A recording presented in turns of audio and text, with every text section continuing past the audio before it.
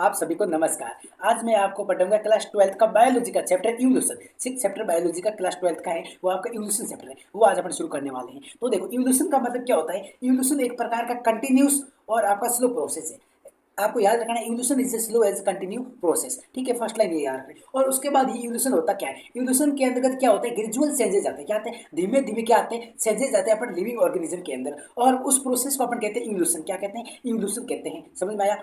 अब देखो इवोल्यूशन क्या है, देखो इसको मैं समझाता हूँ। आपने पढ़ा था क्लास 11 के अंतर्गत, आपने पढ़ा था कि जो पीसेज होती है, पीसेज का मतलब हिंदी में बोलते तो इसका मतलब होता है मछलियाँ। क्या होता है, मछलियाँ वगैरह होती है जो पीसेज होती है, उसके अंतर्गत जब वेरिएशन आया, उसके अंतर्गत ग्रेजुअल धीमे धीमे चेंजेस आया, तो वो आगे पीसेज आपके एम्फीबिया में चेंज हुए, और एम्फीबिया में जब आपका वेरिएशन आया तो वो रेप्टाइल्स के अंतर्गत चेंज हुए, और उस रेप्टाइल्स के अंतर्गत जब परिवर्तन हुआ था, जब उसके अंदर ग्रेजुअल चेंजेस आए थे, तो वो आपका आगे चेंज हुआ था मैमल्स के अंतर्गत, स्तनधारियों के अंतर्गत। ये अपन ने पढ़ा था क्लास 11 के अंतर्गत। तो ये जो चेंजेस आ रहे थे ना, इसी को अपन कहते हैं इवोल्यूशन। क्या कहते हैं, इवोल्यूशन कहते हैं। अब देखो, उसके बाद एक हेडिंग दे रखी इवोल्यूशनरी बायोलॉजी। इवोल्यूशनरी बायोलॉजी के अंतर्गत क्या होता है, ध्यान से सुनो। इवोल्यूशनरी बायोलॉजी के अंतर्गत ये एक बायोलॉजी की ऐसी ब्रांच है, ये एक बायोलॉजी की ऐसी ब्रांच है जिसके अंतर्गत अर्थ का ओरिजिन और अर्थ के ऊपर रहने वाले ऑर्गेनिज्म का ओरिजिन और उसकी हिस्ट्री के बारे में स्टडी करते हैं। कहने का मतलब समझो। देखो, इस इवोल्यूशनरी बायोलॉजी के अंतर्गत क्या होता है कि ये एक बायोलॉजी की ऐसी ब्रांच है जिसके अंतर्गत जो अर्थ है ना, पृथ्वी है, उसकी किस प्रकार से ओरिजिन हुआ है, किस प्रकार से उसकी क्या उत्पत्ति हुई है, और जो इसके ऊपर ऑर्गेनिज्म रहते हैं उसके अंतर्गत उनकी हिस्ट्री के बारे में अगर स्टडी कर दे तो उस बायोलॉजी की ब्रांच को अपन बोलते हैं इवोल्यूशनरी बायोलॉजी।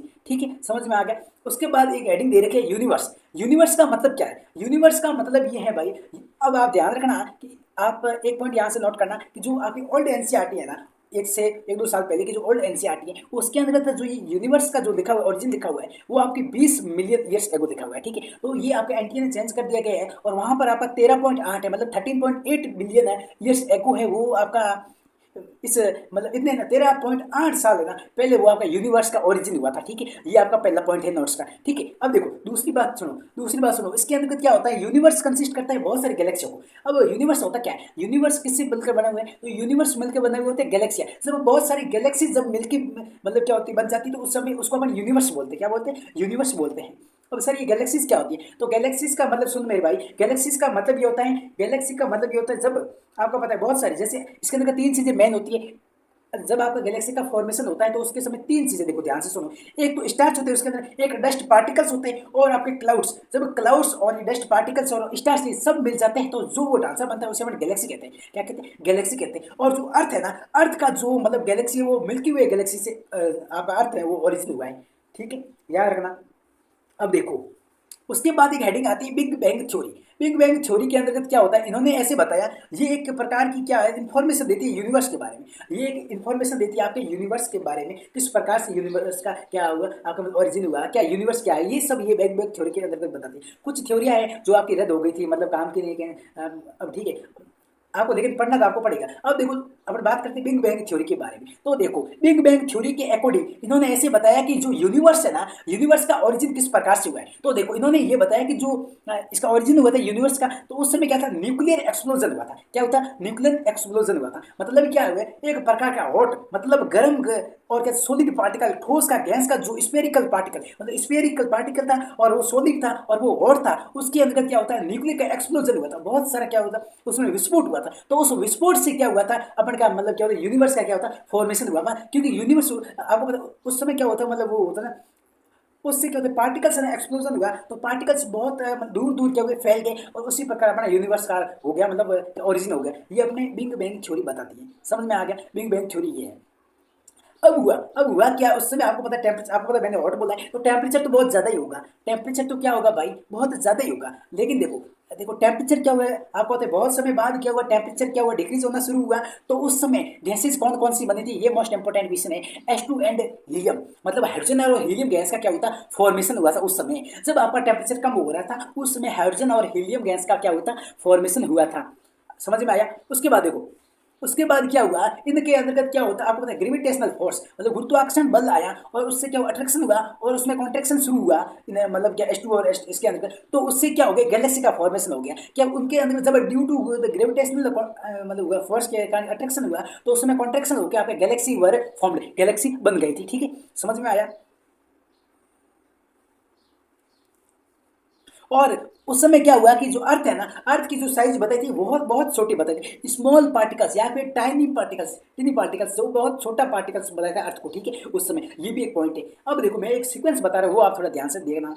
तो यूनिवर्स के अंदर क्या हुई, गैलेक्सी बनी। उस गैलेक्सी से क्या हुआ, मिल्की वे गैलेक्सी थी, उससे आपका सोलर सिस्टम बना, ठीक, उससे आपका क्या बना, सोलर सिस्टम बना। और उस सोलर सिस्टम से अपना अर्थ बना, क्या बना, अपना अर्थ बना। ये जो सीक्वेंस है वो आप थोड़ा याद रखना। और इसको क्या कहते हैं, इस थ्योरी जो आपकी मैंने अभी बताई बिग बैंग थ्योरी है ना, इसका दूसरा नाम है सुपरनोवा हाइपोथेसिस। इसका क्यों, क्योंकि आपको पता है मैंने बोला था कि हॉट पार्टिकल्स के अंदर एक्सप्लोजन, न्यूक्लियर एक्सप्लोजन मतलब विस्फोट बहुत ज्यादा हुआ था, तो इसलिए इसका दूसरा नाम है सुपरनोवा हाइपोथेसिस।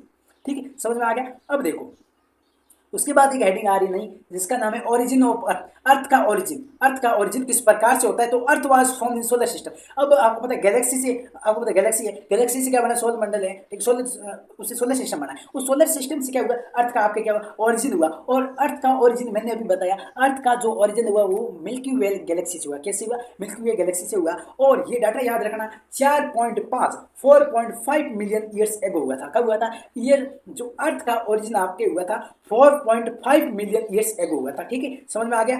अब देखो यहां तक आपको समझ में आया नहीं आया।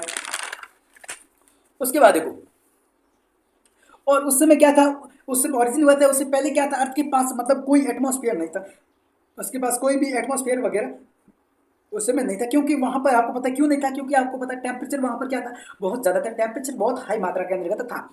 और उससे क्या हुआ आपको पता, उस समय क्या हुआ था आपको पता है, उस समय एक्टिविटी हुई थी जिसको कहते हैं वॉल्केनिक एक्टिविटीज। मतलब क्या होता है, ज्वालामुखी वाला जो क्या एक्टिविटीज हुआ था। और उससे क्या होता है, अर्थ से रिलीज हुई थी CH4 और NH3। क्या होती, CH4 NH3 और वाटर वेपर और CO2 उस समय क्या हुई थी, उससे निकली थी। और उससे उसने क्या बनाया, इन चारों चीजें जब वो वहां से रिलीज हुई तो उन्होंने बनाया प्रीमेटिव एटमॉस्फेयर। मतलब जो पूर्व में जो एटमॉस्फेयर आपका बना था उसे प्रीमेटिव एटमॉस्फेयर कहते हैं। वो आपका किसने बनाया, CH4 और NH3 और वाटर वेपर। और जब CO2 रिलीज हुई थी तो आपका प्रीमेटिव एटमॉस्फेयर बना था। ठीक है, समझ में आया। अब देखो उसके बाद क्या हो गया, अल्ट्रावायलेट रेडिएशन आई, अल्ट्रावायलेट रेडिएशन आई। और उस वाटर वेपर को जो आपको पता है वाटर वेपर निकली थी, उस वाटर वेपर को ब्रेक डाउन किया। क्या किया, ब्रेक डाउन किया। और उससे दो चीजें बनाई, कौन कौन सी चीजें बनाई, H2 और O2। क्या बनाया, H2 और O2। क्या बनाया, H2 और O2। वाटर वेपर टूटी तब। अब अल्ट्रावायलेट रेडिएशन आई और उसके ऊपर अटैक किया, उसको ब्रेक डाउन किया, तो वो जो वाटर वेपर थी वो आपकी H2 और O2 में क्या हो गई, कन्वर्ट हो गई। समझ में आया, यहाँ तक कोई दिक्कत है नहीं। और H2 इज आपको तो लाइटर है, H2 आपकी क्या है, लाइटर है। हाइड्रोजन बहुत हल्की गैस है, तो वो अर्थ एटमॉस्फेयर से क्या हो गई, एस्केप हो गई। क्या हो गई, एस्केप हो गई। मतलब वहां से क्या हो गई, मतलब क्या हो गई, पलायन कर गई। ठीक है, एस्केप हो गई। ठीक है, समझ गए। उस समय देखो, और O2 ने रिएक्शन किया, O2 ने रिएक्शन किया CH4 से तो CO2 बनी। और O2 ने जब रिएक्शन किया NH3 से तो आपका H2 बनी। यस और नो, ये चीजें। ठीक है, यहाँ तक आपको समझ में आ गया, कोई दिक्कत है नहीं। ठीक है, अब देखो, और आपको पता है जब ऑक्सीजन के साथ जब क्या फोटोकेमिकल रिएक्शन करवाई गई तो ओजोन का फॉर्मेशन हो गया। किसका हो गया, ओजोन का फॉर्मेशन हो गया। O2 प्लस O2 तो आप ओजोन बन गई। क्या बन गई, ओजोन बन गई। और O3 प्लस O बन रहा है। जैसे एक एग्जाम्पल देखो, इसमें मैंने जो रिएक्शन बोली वो मैं वापस बोल रहा हूँ, O2 तो अल्ट्रावायलेट रेडिएशन आएगी। O2 प्लस O2 होगा तो उसके ऊपर अल्ट्रावायलेट रेडिएशन आएगी, तो उससे आपके ओजोन बन जाएगी। ओजोन के साथ एक ऑक्सीजन का मॉलिक्यूल कम पड़ रहा है, तो वो जो होता है नया होता है, जो ऑक्सीजन का जो वो छोटा होता है, इसलिए इसको हिंदी में बोलते हैं नवजात ऑक्सीजन। क्या बोलते हैं, नवजात ऑक्सीजन, इसको बोलते हैं न्यू ऑक्सीजन बोल सकते हैं आप। ठीक है, यहाँ समझ में आ गया। अब देखो यहाँ तक तो मतलब ये था। और देखो आपको याद रखना है, ऑब्जेक्टिव के लिए आपको याद ये रखना है कि जो आपका प्रिमेटिव एटमॉस्फेयर था उसके अंदर कौन कौन सी गैसेस थी, कौन कौन सी थी, H2 N2 CO2 CH3, ये गैसें थी। एकमात्र केवल ऑक्सीजन थी वो आपके प्रिमेटिव एटमॉस्फेयर के अंदर तो प्रेजेंट नहीं थी। इसी कारण जो आपका क्या था, वो क्या था, रिड्यूसिंग था। क्या था, रिड्यूसिंग नेचर में था एटमॉस्फेयर। क्योंकि भाई साहब वहां पर ऑक्सीजन नहीं थी, तो इसलिए वो जो एटमॉस्फेयर प्रिमेटिव एटमॉस्फेयर था वो आपकी क्या, आपका कैसे था, रिड्यूसिंग इन नेचर था। ठीक है, समझ में आ गया। अब देखो उसके बाद क्या वाटर वेपर मतलब कंडेंस हुए, मतलब क्या होती, पास आए, मतलब कॉन्ट्रेक्शन शुरू हुआ। तो उस समय उस वाटर वेपर से जब कॉन्ट्रेक्शन शुरू हुआ था तो उससे क्लाउड्स बने। क्या बने, बादल का निर्माण हुआ। क्या बन गए, मेघ बन गए। मतलब क्या, बादल का निर्माण हो गया। और उन बादल से रेनफॉल शुरू हुई, मतलब वर्षा शुरू हुई। तो ये बारिश बन जाना, मतलब बारिश से शुरू हुई। ठीक है, तो बारिश से शुरू हुई तो उस वर्षा से उस जो रेनफॉल से क्या हुआ, ओशन बन गए। क्या बन गए, समुद्र, बड़े बड़े महासागर का फॉर्मेशन हो गया। ये मैं आपको इंग्लिश में पढ़ा रहा हूँ, इसलिए ये चीजें सब आ रही है। देखो ठीक, और देखो एक बार वापस देख लो। देखो कि जब आपको पता है वाटर वेपर है, जो वाटर वेपर के अंतर्गत कंडेंस हुआ, जब वो वाटर वेपर कंडेंस हुई तो आपके क्लाउड्स बने, तो क्लाउड्स बनने के बाद वो रेनफॉल स्टार्ट हुई, रेनफॉल से जब रेनफॉल आई तो क्लाउड्स बन गए, सॉरी आपको पता है जब रेनफॉल स्टार्ट हुई तो सी बन गए, ओशन बन गए, क्या बन गए, ओशन बन गए। जब बारिश आई तो बारिश से क्या बन गए, आपको बड़े बड़े ओशन बन गए, बड़े बड़े महासागरों का क्या निर्माण हो गया। ठीक है, यहाँ तक समझ में आ गया। अब देखो जो आपका अर्थ का ओरिजिन मैंने बोला 4.5 मिलियन पहले हुआ था। ठीक है, तो जो अर्थ के ऊपर जो फर्स्ट आपकी आई थी, जो आपकी आई थी स्पीसीज आई थी या फिर उसको बोलते हैं ऑर्गेनिज्म आया था, वो आया था आपका 4 मिलियन ईयर एगो। ठीक है, 4 मिलियन ईयर एगो आया था। ठीक है, आपको पता 4.5 हो गया, तो उसके बाद मतलब क्या 0.5 मिलियन बाद जो अर्थ के ऊपर ऑर्गेनिज्म की उत्पत्ति ओरिजिन हुआ था। ठीक है, यहाँ तक समझ आ गया। अब कौन सा ऑर्गेनिज्म आया था, इसके लिए कुछ साइंटिस्ट, बहुत से साइंटिस्ट अलग अलग हाइपोथेसिस दी हुई है। तो आज का लेक्चर यहीं पे एंड कर देते, जो ये देर का ये पार्ट सेकंड के अंदर आपको देखने को मिलेगा। ठीक है, आपको आज का लेक्चर पसंद आया होगा, मैं आशा करता हूँ आपको पूरा लेक्चर समझ में आया होगा। ठीक है, आप सभी को थैंक यू।